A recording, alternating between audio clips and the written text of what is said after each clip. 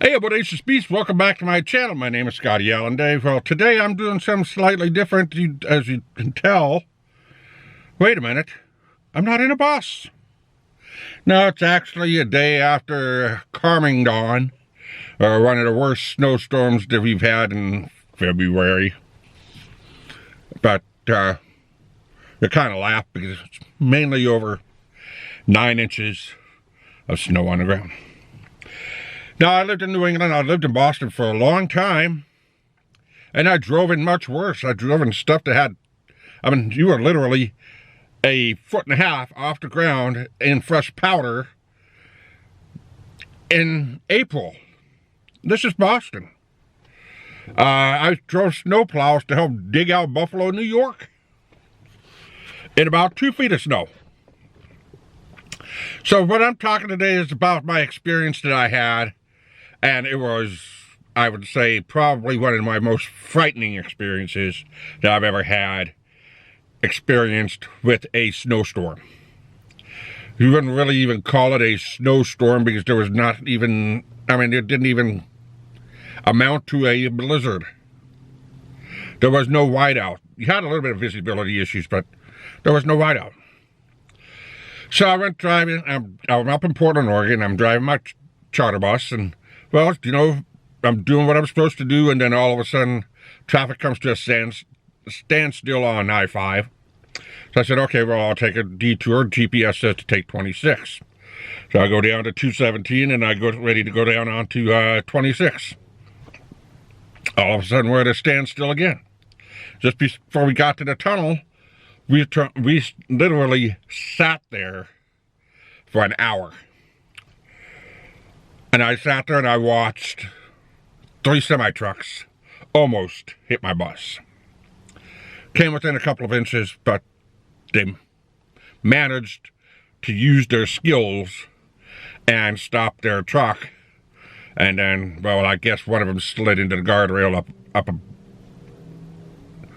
above. But before I continue, please hit that subscribe button and hit that notification bell. The rest of this story is quite interesting. So I went to go out of my bus to go out and chain my tires so I have some more traction. Now, I'm an experienced bus driver. Inner city bus drivers in Boston are not allowed to use chains on their buses. We've been trained to keep the wheels rolling, keep the wheels heated, and if it's too slick, you don't drive. That's how Boston is. They don't even allow studded tires to a certain extent. But I believe now they probably do. This was back in early 2000. So, getting back to my story, I'm experienced with driving a bus without chains. When it got too bad, then we did put cables on the buses, and that's when the airport allowed us to be able to chain our buses. So I went out, and then I attempted to chain the buses, and I realized that the chains were too small because they just put brand new tires on the bus. These tires are less than 2 weeks old. I really didn't think about it at the time because I almost got hit by 2 cars by trying to even put chains on. After the second one, I said, well, dang it, I'm going back on my bus. I'm getting these chains out. I'm trying to try and figure out how to get us out of this mess. In the meantime, I have passengers that are not thinking, getting off the bus and walking on the highway to go and find public transportation. It's basically frozen except for our light rail. I said, wait a minute, I'm getting myself into a dangerous position here. My bus is being threatened. My life is being threatened. My passengers' lives are being threatened. I've got to get us out of here. Now, keep in mind, I've been underneath an overpass. I moved out from underneath the overpass a little bit. Everybody's sliding everywhere. Everybody's crashing everywhere. And then all of a sudden, basically a gate opened to where I could be able to go up onto an on-ramp. Now, keep in mind, I've been sitting for an hour. My tires are cold. But I did have one advantage. My tires are new, so I did have some kind of traction. If these tires were like 6 months old, I wouldn't have had the good traction, but I would have probably been able to get the chains put onto the bus. So after sliding a little bit, getting the bus under control, getting up to the on-ramp, I managed to get myself to where I can be able to start rolling, at least to get people to the light rail center. I'm basically taking them to another point of transfer. I'm not necessarily going to say the company name, but they were going to another point of transfer. So I managed to get it up to one of the, started heading towards one of the transit centers, and then there was a jackknife rig. So I said, okay, well, I know of another one. I don't have to climb hills. Let me get them down there. So I got them down there, explained to them how they could be able to get to their point of transfer, because all they had to do was catch 2 trains, and they were able to get there. I got my bus out of danger. I got myself out of danger. My nerves were literally frazzled at that time. I mean, I was literally shaking. I was on edge. If I had a bottle of Jack Daniels, I would have curled up in a corner and I would have been out. But that wasn't the end of the experience. So I called up my dispatcher. I explained to them what they wanted to do, and they said, well, you should have called us and told us what you were doing before that. I said, well, I'm sorry, I'm still new at the company. I said, I acted on impulse. I acted defensively, and I needed to get people to safety. And that was my main goal, to get people to safety. Once I walked them through it, we managed to get everything back under control. They said, okay, well, when you feel safe, you can get that bus back to the yard.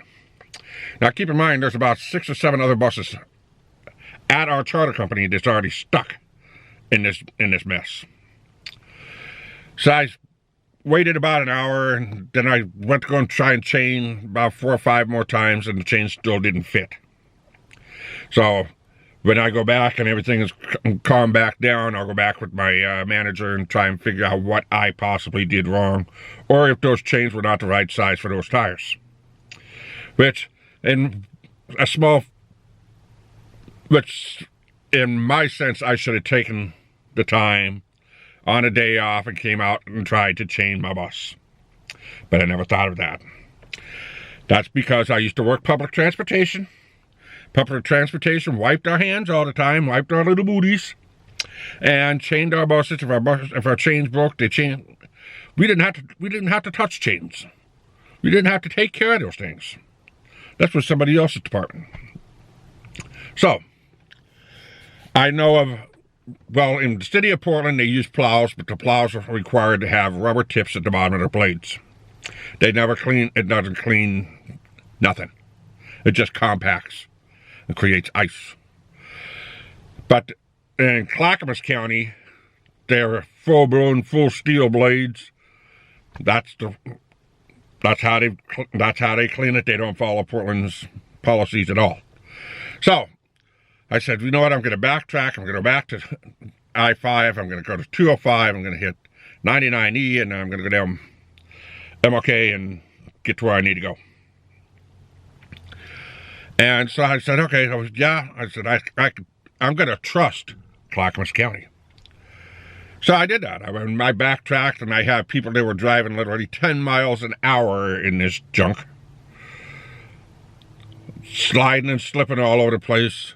There was one guy that had no headlights. He had one tail light in a pickup truck, and it was scaring the living daylights out of me. But I managed to get around him, and then once I got to into Clackamas County, the road started getting clear. I was clear.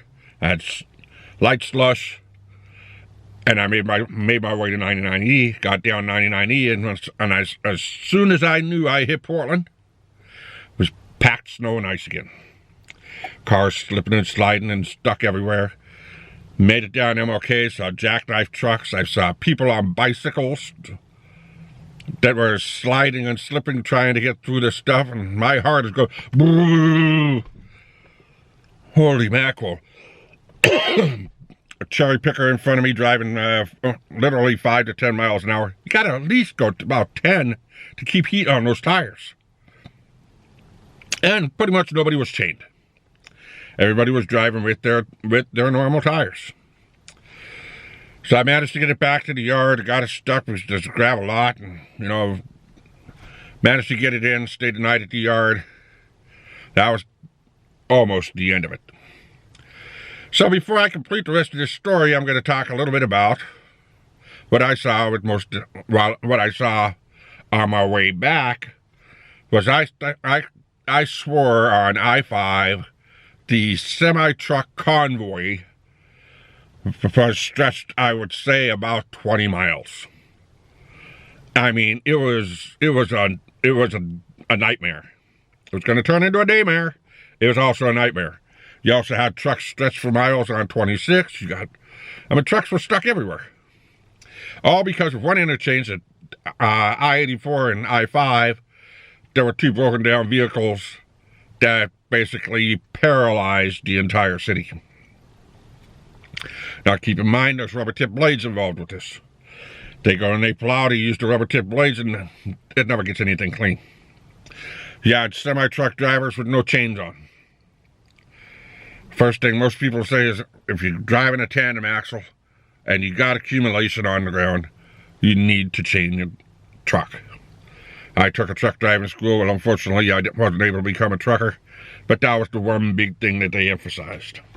When they brought up the Department of Transportation, and when they talked about the trucks, and they went through the whole video with us, and they emphasized that if there was some kind of accumulation on the ground, to stop, take a few minutes, and chain your truck.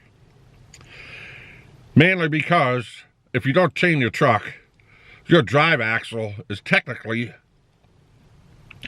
I would say about 20 feet from the front tire. But not to mention, you got dead weight in the back of you. So the biggest problem with this was people didn't chain up. Cars didn't chain up. You had a Corvette that would act like a jackrabbit and say, oh, well, you know what, I'm going to show off. And then you had the people that like to do burnouts and drifting and, well, behaving like a jackrabbit on public roads, and sure enough, they were in a telephone pole. So the next morning, I waited a couple hours, and, you know, patience when it comes to inclement weather with me, I will stop and wait. I will stop, and I will make sure that I have enough time to get to where I'm going to go. I'm not going to be in a hurry. What's the point? I'm sitting here doing a vlog inside of my truck, and there's not a scratch on it. It's awfully dirty, but there's not a scratch on my truck. So, getting back to the last of the story, on my way back, the roads were horrible. We were slipping and sliding everywhere. Every side street had jackknife trucks. They had wiped out buses. They had cars that was blocking everything. They had down power lines. So finally I managed to get out, went out by the airport and went all the way up to 122nd and took another side street down to 105th. And I mean, I basically did an entire maze until I got onto I-205. And then on my way home. So the story is almost coming to a close, but then we still had those idiots that were just flying, and then you could sit there and you could watch, and all of a sudden here they're doing uncontrollable cookies down an off-ramp. I could have stopped and reported it, but I didn't see anything happen after that. I'm too busy focused on the road. And then once I got into Clackamas County, roads were clear as day. So right now, if I drove into Portland right now, there would be snow and ice on the road. Now here in Clackamas County, you don't see a single strand of ice on the road. So the moral of the story is people are getting in too big of a hurry to get into an accident. They're not taking their time. They're not thinking. They're not planning ahead. And they lose their pride and joy. I saw brand new Beamers. I saw Corvettes. I saw brand new trucks destroyed on the side of the road. Because people didn't take the time to stop, chain, take their time to go where they're going. I was kind of an idiot because I didn't chain my own truck. I thought the roads were going to be fine, but then all of a sudden I started going and I realized I was never going to be able to find a place to pull over and chain. But I took my time, I acted defensively, and I made it home. So the moral of the story is just take your time, people. Have you ever experienced something like this? Have you ridden in a car or in a bus and seen this type of chaos? Let me know in the comment section below. Also, tell me, steel tip or rubber tip? Steel tip, rubber tip. Which do you think works better? And should rubber tip blades be banned? Let me know in the comment section below. Take a moment, subscribe, hit that notification bell, and keep on rocking. Tell your friends and family too. I pity you.